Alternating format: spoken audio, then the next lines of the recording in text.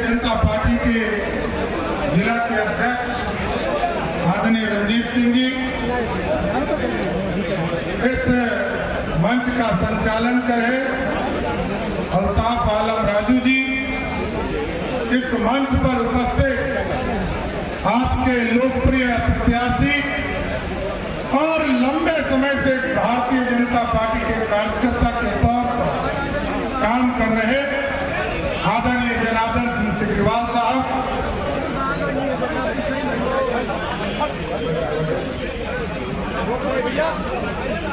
इस मंच पर उपस्थित भारतीय जनता पार्टी के पूर्व के प्रदेश अध्यक्ष और बिहार सरकार के लोकप्रिय स्वास्थ्य और कृषि मंत्री आदरणीय मंगल पांडे जी, बिहार सरकार की लोकप्रिय मंत्री आदरणीय लेसी सिंह जी, और अभी हम लोगों के साथ एक मजबूत साथी जुड़े हैं, कांग्रेस पार्टी के पूर्व अध्यक्ष और लंबे समय से बिहार की राजनीति में अपना योगदान दे रहे आदरणीय अनिल शर्मा जी, हम लोगों के गार्जियन और आपके इलाके के चहेते नेता आदरणीय हम लोगों के नेता आदरणीय महाचंद्र सिंह जी, इस पर यहाँ पर इस मंच पर बैठे हुए हमारे पार्टी के नेता, पार्टी के मुख्य सचेतक और लोकप्रिय विधायक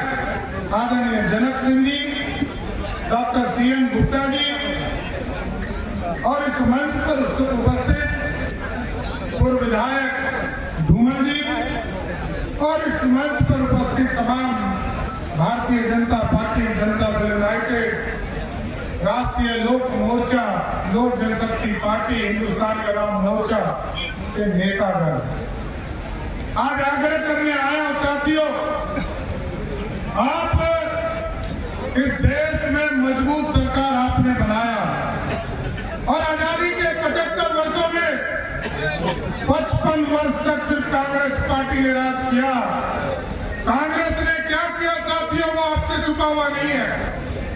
कांग्रेस ने इस देश को लूटने का काम किया, कभी कोयला के नाम पर और कभी उनके साथी अलकतरा पीने का काम किया, कभी चारा खाने का काम किया।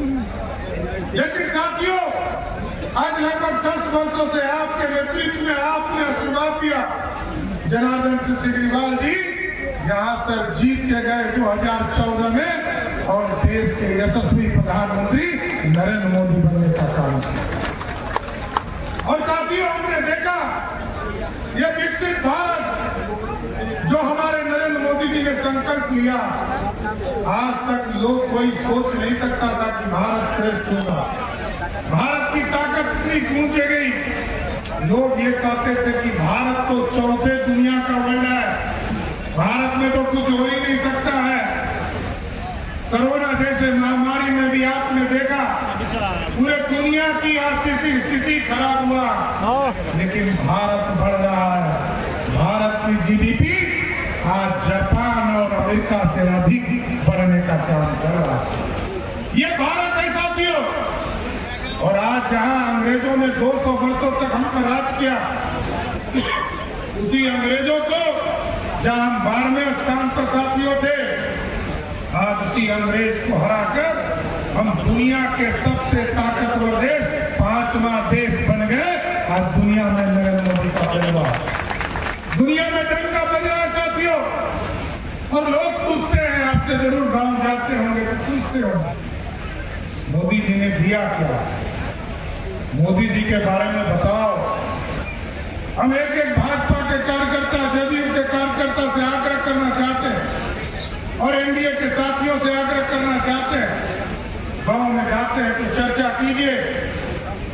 मोदी जी ने पक्का मकान दिया, 4 करोड़ 21 लाख परिवार को इस देश में पक्का मकान दिया, उसमें 55 लाख सिर्फ बिहार में देने का काम किया साथियों।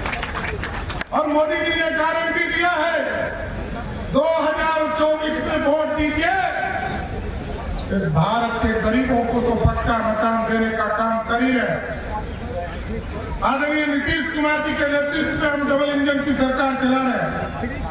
एकदम आश्वस्त करता हूं साथियों, अगला जो 3 करोड़ घर पक्का मकान देश में बनना है, एकदम 2025 के विधानसभा चुनाव में जब मत मांगने आऊंगा, एकदम आश्वस्त करता हूं, एक भी गरीब नहीं रहेगा जिसके छत पक्के के नहीं बनेंगे। सबको स्वीकृत करने का काम किया जाएगा और स्वीकृत करके उनके पक्का मकान को बनाने का काम किया जाएगा। लोग कहते हैं बिजली, मोदी जी आए कहे गांव-गांव तक बिजली पहुंचाओ, गांव-गांव तक बिजली पहुंचाने का काम किया।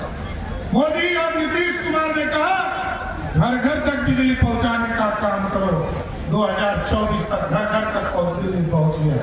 अब मोदी जी की गारंटी है साथियों, इस बार वोट दीजिए और सोलर युक्त बिजली लगाकर गरीबों के बिजली बिल को ही 0 करने का काम करना है।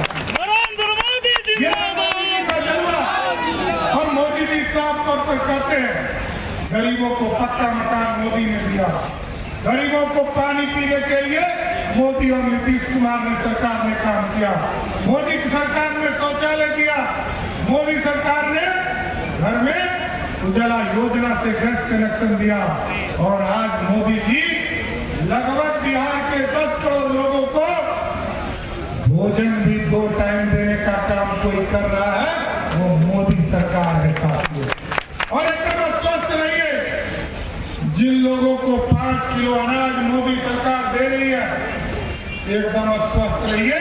यहाँ पर मंगल जी है, मंगल जी स्वास्थ्य मंत्री भी है और हम लोगों ने तय किया है आदरणीय नीतीश कुमार जी के नेतृत्व में और मोदी जी के नेतृत्व में, अब जिनको जिनको अनाज मिल रहा है, मोदी और नीतीश की गारंटी है कि आपको यदि हॉस्पिटल में भर्ती होना पड़ेगा तो 5 लाख तक का इलाज मोदी और नीतीश कुमार की सरकार करेगी। और ये साथियों, मजबूत सरकार की चिंता करना और मजबूत नहीं होगा तो कांग्रेस वाला का हाल तो आपने देखा है ना, जब तक श्रीमती सोनिया गांधी स्विच नहीं दाबती थी, मनमोहन सिंह बोलते थे, नहीं बोलते।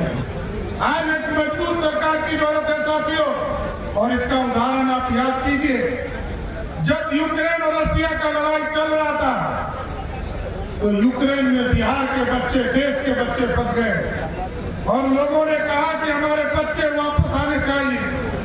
मोदी जी ने फोन किया पुतिन जी को कि पुतिन जी युद्ध रोको, और पुतिन जी ने युद्ध को 48 घंटे के लिए रोक दिया।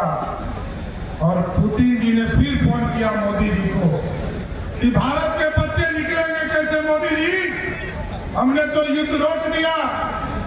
पुतिन जी को मोदी जी ने कहा भारत के बच्चे का पहचान होगा, जिसके हाथ में तिरंगा होगा वही भारत का बच्चा होगा।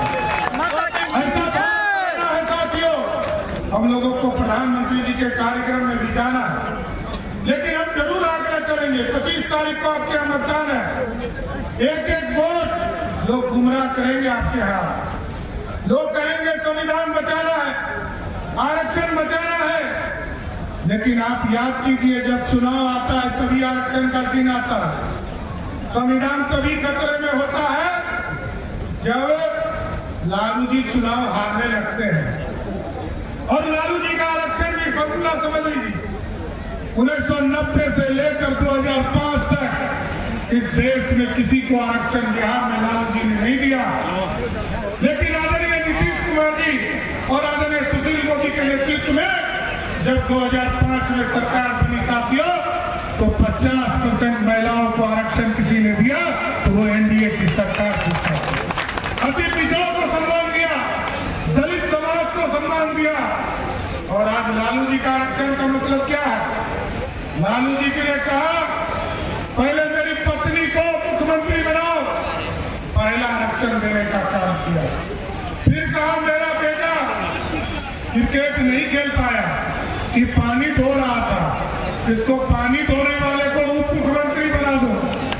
फिर कहा यही सारण की धरती है साथियों, सारण की बेटी को जिसने अत्याचार किया, अपने घर से मारकर भगाया, उस बेटे को फिर मंत्री बनाने का काम किया।